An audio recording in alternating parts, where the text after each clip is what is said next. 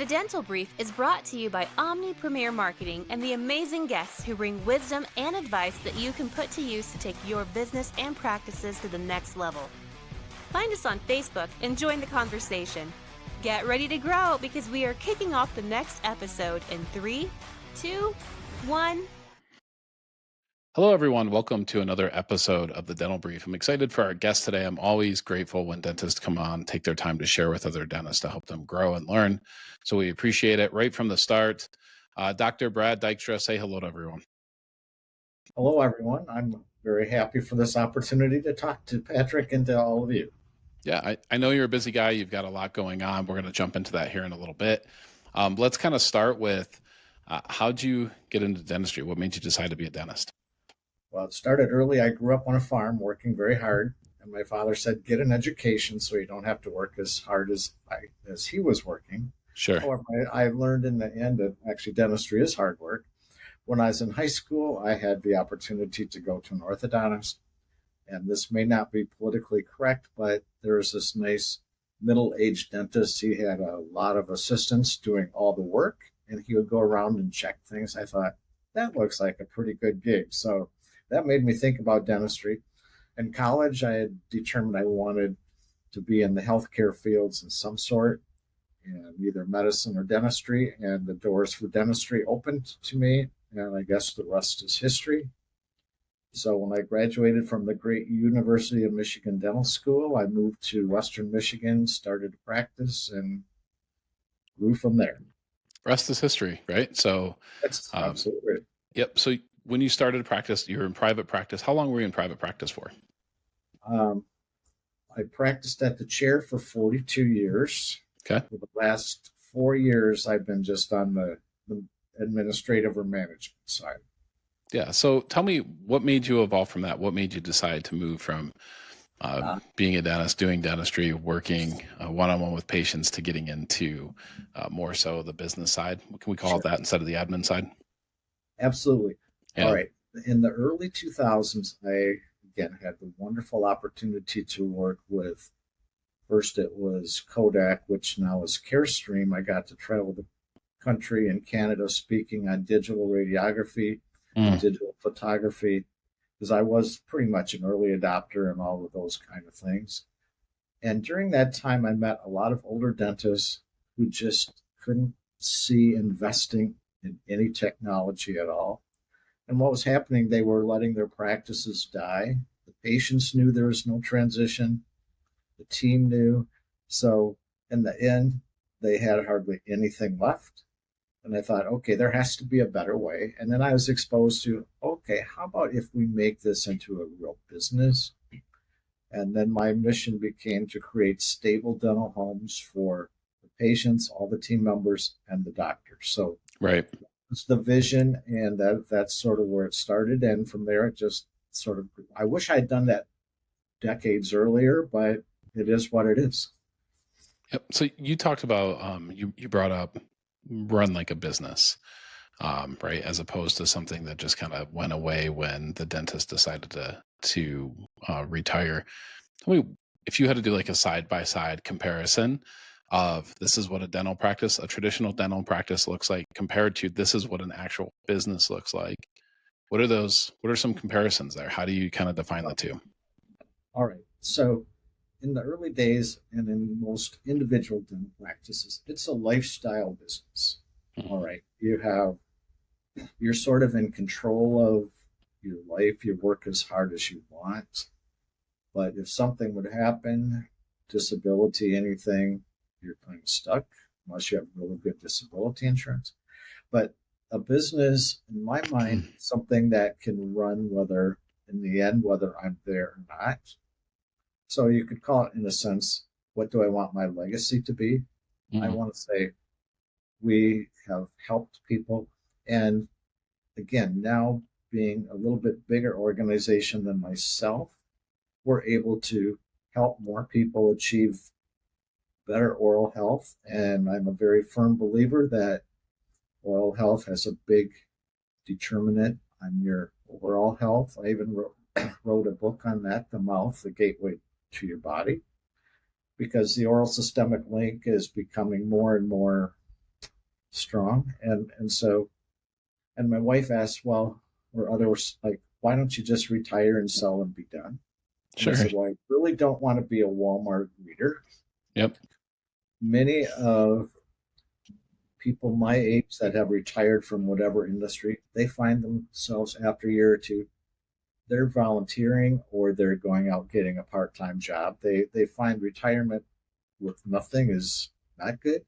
Right. So for me at this point, I have basic freedom of schedule. I can work sort of when and where I want for the most part. And if we want, my wife and I want to take a vacation, whatever, I really don't have to check with anybody but my wife. So that's why I'm still in it. But the main difference, I think, is you have to be a good steward of the business. It's not just about me, it's about taking care of everyone. And for a number of years, I was on a hospital board of directors, a nonprofit hospital. And there I learned even nonprofits have to make a 5 to 6% profit to Right. survive. Sure. And in dental practice too, it's getting harder and harder to, we'll say, to maintain a decent profitability margin. And we can get into all those reasons if you want. But Yeah, I definitely want to get into those reasons. Yeah.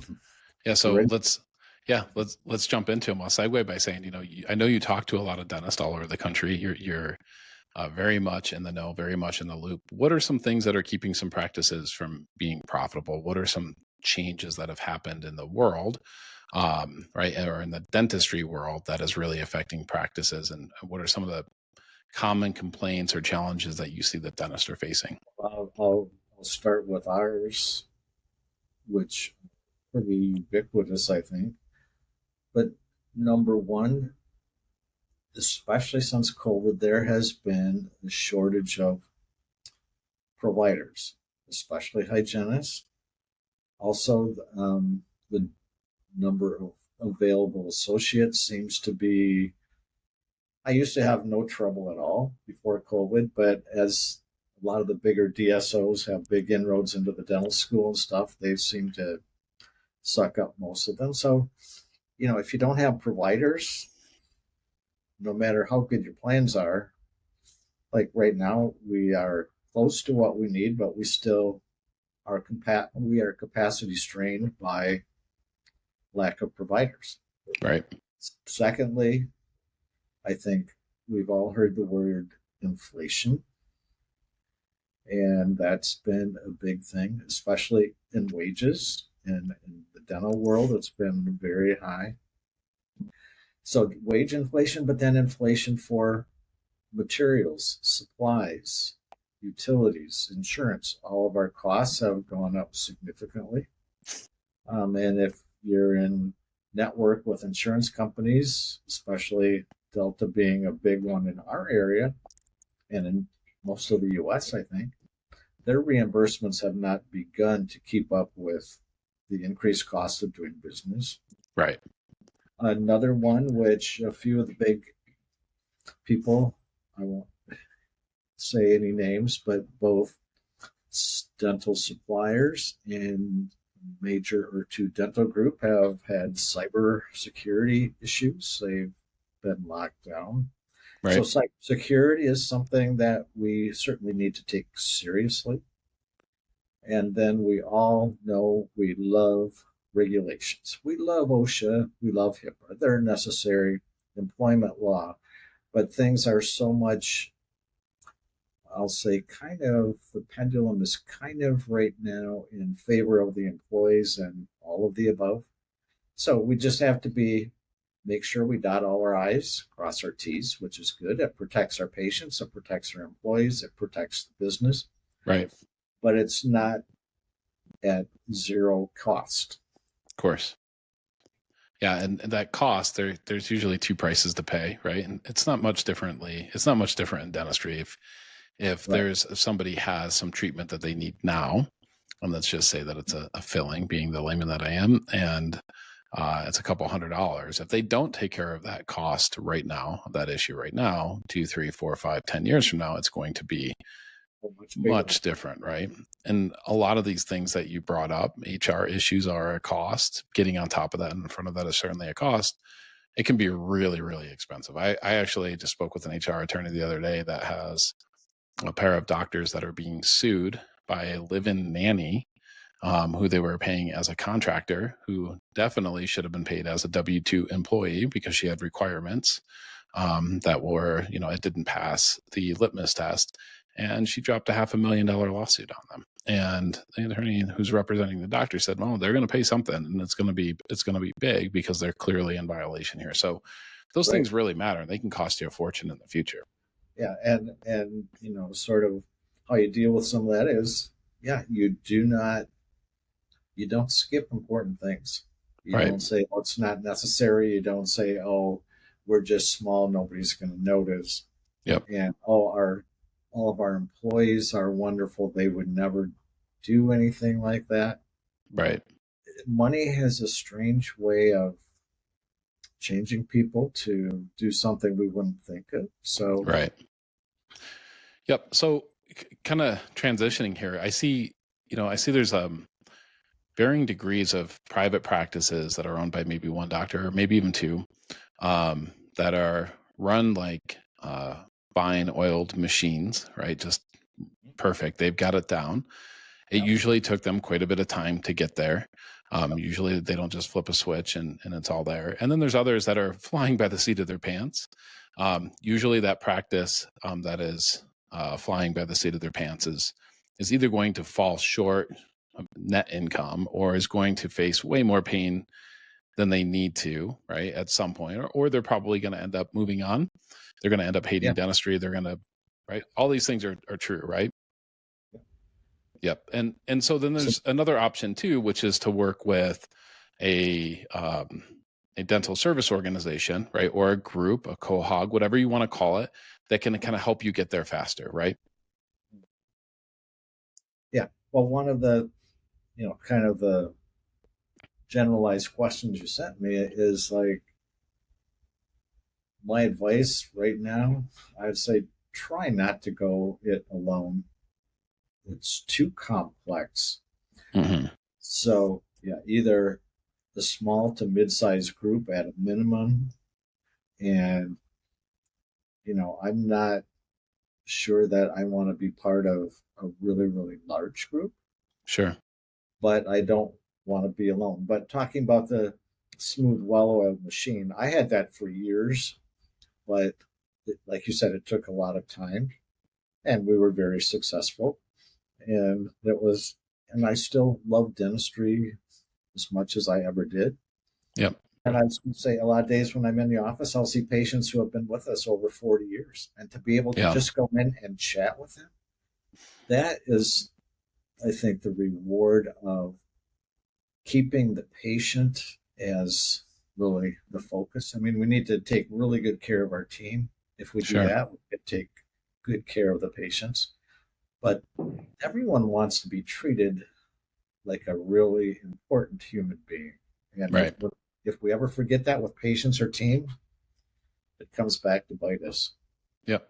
Yeah. And, with that being said, there's, I think I love working in dentistry. When people ask me why, I talk about because of the challenges, right, that dentists face, that offices face. It's such a diverse business. It's really unique compared to anything else that I see out there. And one thing that I've picked up on over the years and that I've thought to myself is that there seems to be a lot of dentists that do open practices that probably shouldn't open practices, and they do so because there's some type of a community or peer pressure to do it, right? That's kind of the natural progression, is that you go to dental school, you associate for a year or two, 3, then you open your own practice. But frankly, I would say that there's a large percentage of dentists that end up being miserable because they did that. They wanted to be a dentist. They wanted to practice dentistry. They wanted to take care of patients. And then the next thing they know, they're not doing any of those things. They're trying to sort through HR headaches, legal headaches, insurance reimbursement headaches, fee for service. All of these headaches are really just like they just become a professional aspirin taker, right? Trying to put out the headaches.